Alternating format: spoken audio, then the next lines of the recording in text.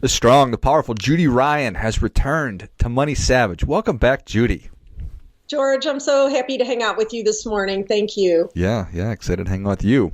Judy is an author. She is a consultant, a trainer, a coach, a speaker, and the CEO of Lifework Systems. And again, back on Money Savage. Excited to have you back on. Judy, tell us a little bit about your personal life, some more about your work, and why you do what you do. I'm always hesitant to say this about my personal life. I'm a mom, but I'm also a grandmother of 9 grandchildren. It makes me sound like Ma Kettle. But I was born and raised in St. Louis, and I do a lot of hiking and walking in nature. I live purposely by a lake complex in Maryland Heights called Creve Coeur Lake.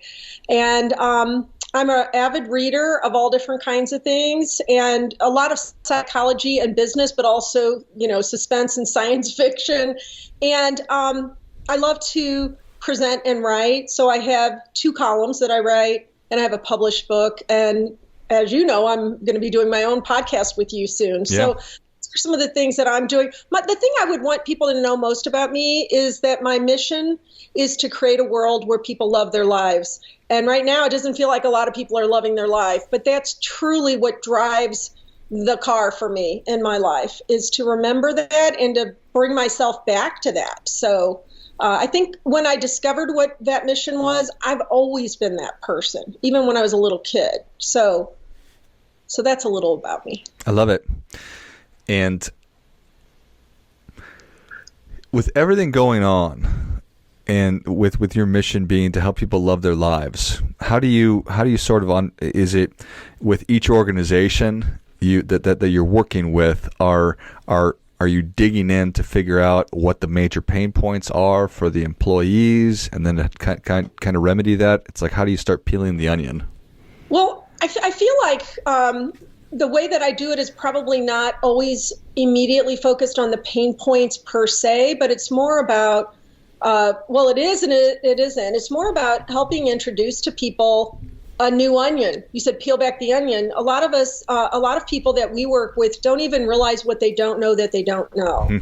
And so, I mean, even if you look at the nature of what's happening right now in our country, it's a system problem. And people talk about it that way. They say we need systemic change, but they don't really know what system needs to be dismantled and what systems need to be put in place. So part of what we do is educate people on a system that many of them have not heard of, or they've heard of it, but they don't know how to implement, that sort of thing. So typically they don't come to us unless they have a problem, or they are doing well and they want to make sure they continue to do well. So that's a little bit about how we approach. Usually they find us because they're looking for, how do I improve my culture, or how do I retain more of my people, that kind of thing. Like, we don't know exactly what's wrong, just that something is wrong. It's broken and it needs to be fixed. I just wrote an article a couple months ago called Pulling Out All the Roots, because one of my own people called me and said, you need to get into the police departments and fix them, And my response was, don't you remember how we do this? We don't do this by just focusing on one group.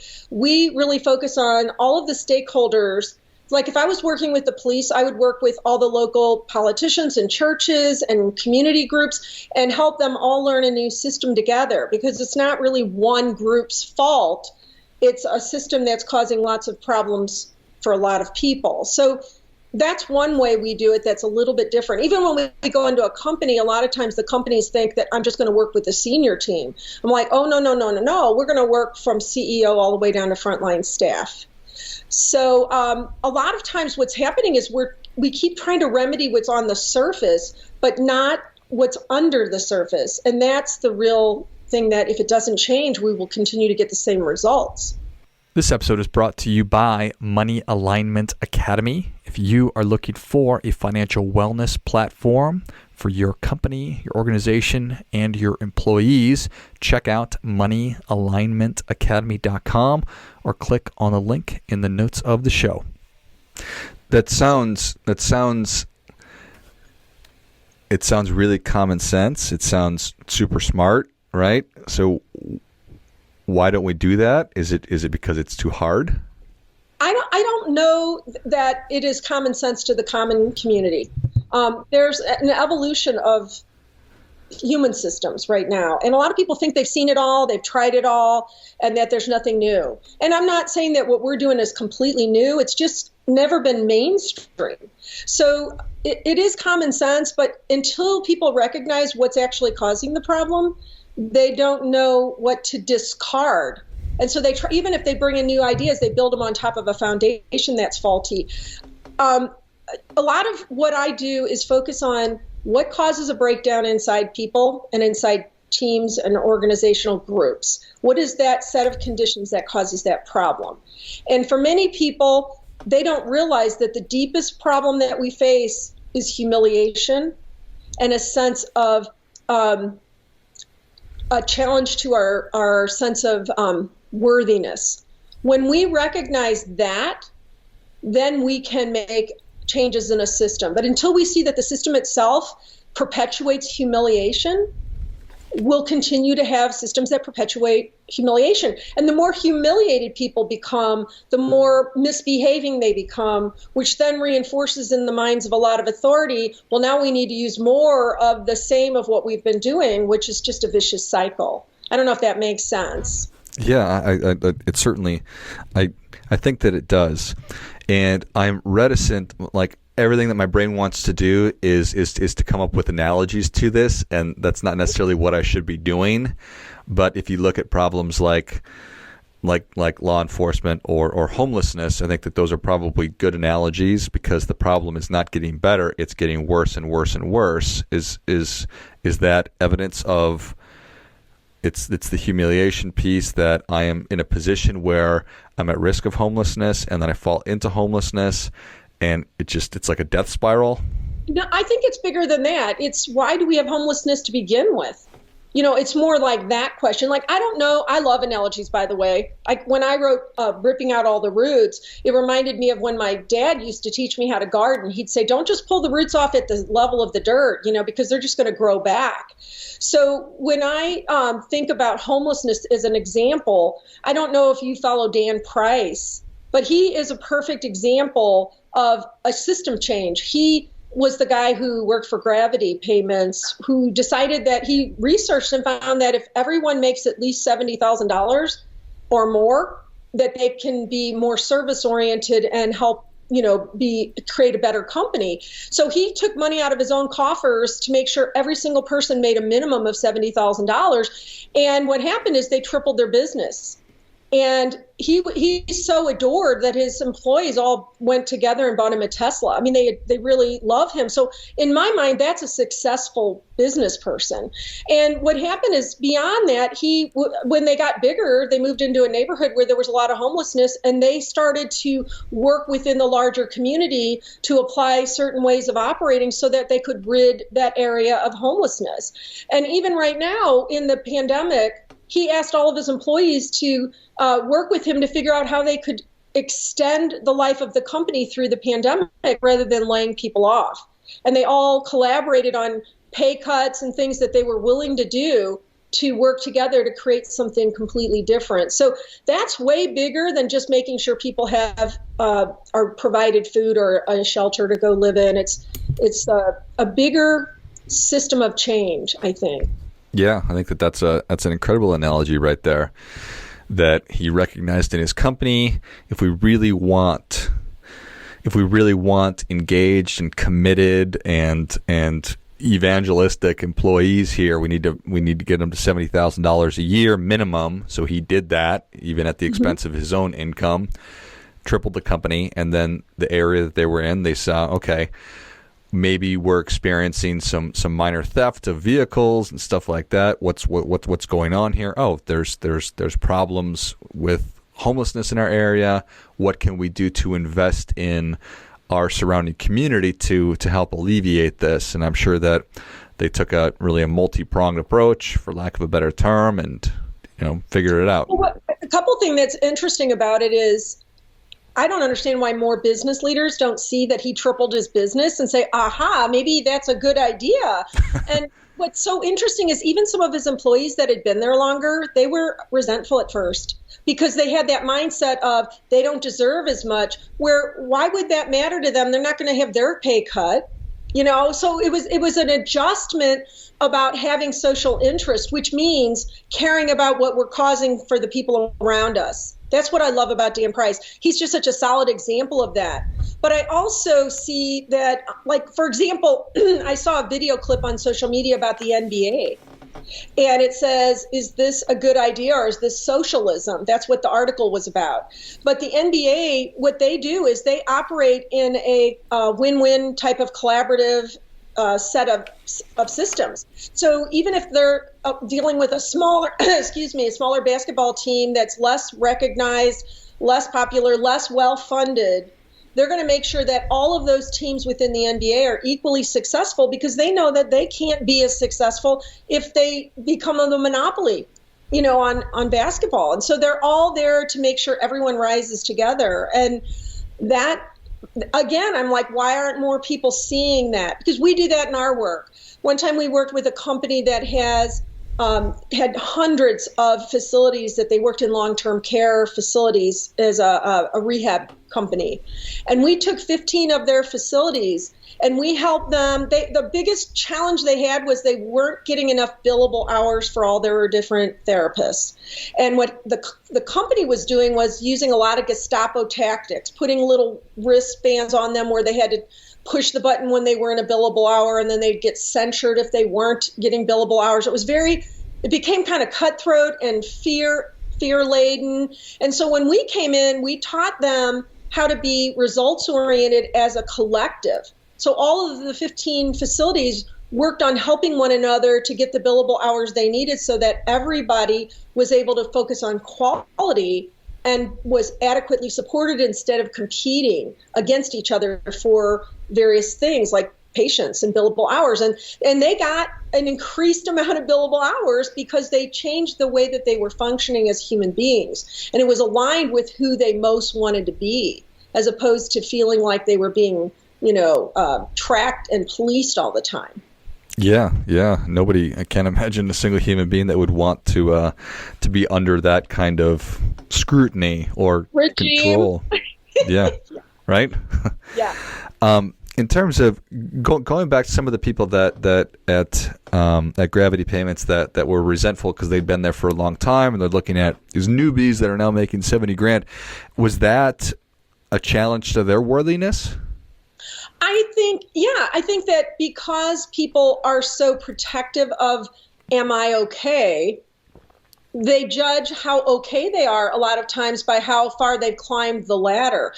What's so beautiful about Dan Price as an example is he doesn't measure success that way. Success to him is being in a happy, healthy community, whether it's in his company or whether it's in his neighborhood. That is a successful person, and you can look at him and listen to him, and you can see it. And I know he's not the only one. He's just the one that stands Sure. out for me. But I think it all comes down to humiliation, inferiority complex, sense of self.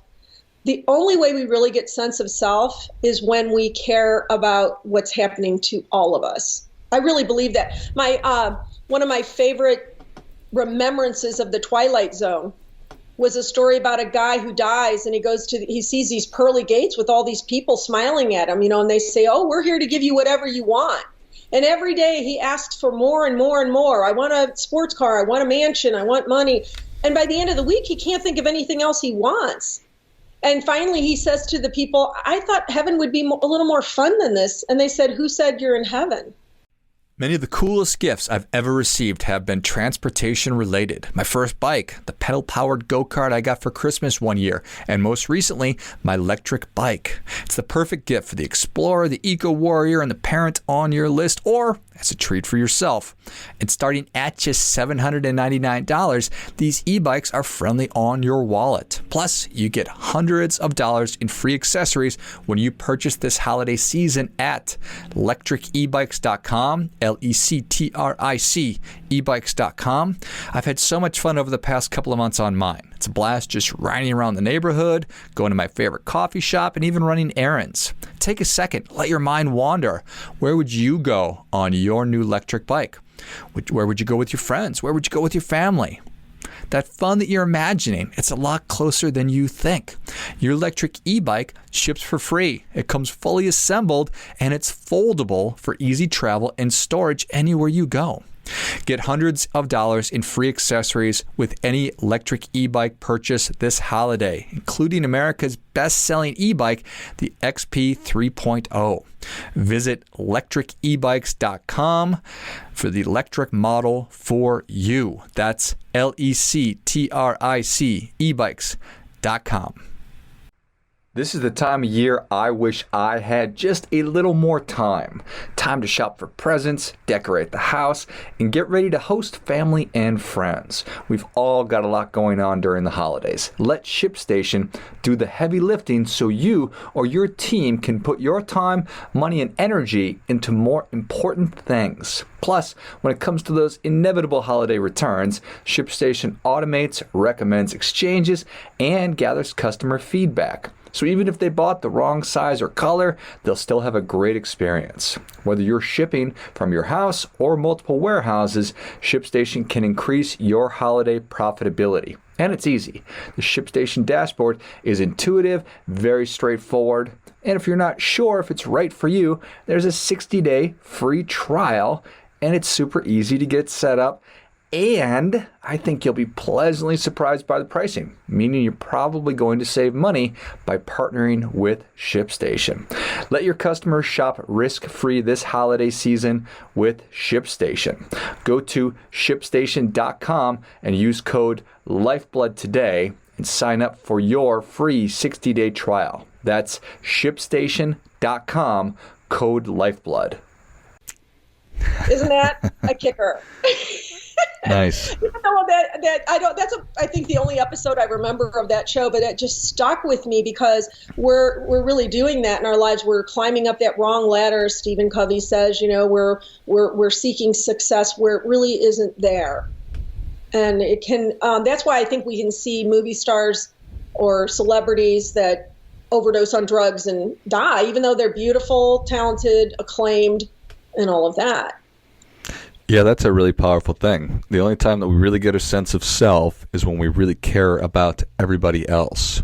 Mm-hmm.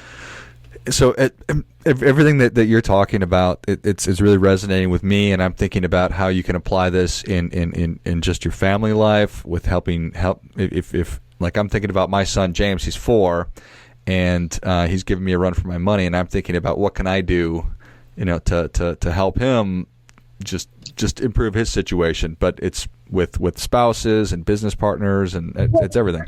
I'm glad you brought that up because I raised my family on this. And when they were 3 and 4, I mean, they're very intelligent at those ages, and they're already trying to understand the way life works. So giving them a different picture of how the system of life can work is hugely valuable. We did a lot of school reform projects where we worked with parents, teachers, school administrators, the students themselves, which most people don't include, and a cadre of the neighborhood. So all the stakeholders in the life of that child were involved in learning the tools and concepts. The difficult thing is that we were working in the most at-risk schools in the city of St. Louis, which is pretty difficult to do. I mean, these are schools with metal detectors. And so it was just hard to keep that funding going, even though we did like an $800,000 project and a $300,000 project. But recently, we went back to a proposal we had done for Build-A-Bear. And it was back when the founder was in St. Louis, Maxine Clark, and we proposed a diversification for them because they have an outreach to all kinds of parents and all kinds of people that have children, whether it's teachers or parents. And we said, why don't you create a new focus on build a healthy family, build a healthy school? That way, because when I was doing all of this, I didn't have friends and family that knew what the heck I was doing. I would have loved it if I could have been able to talk to my kids' teachers and we would have all been on the same page about how to redirect negative behavior or how to communicate or how to increase this or that. And so we pitched that back in 2011.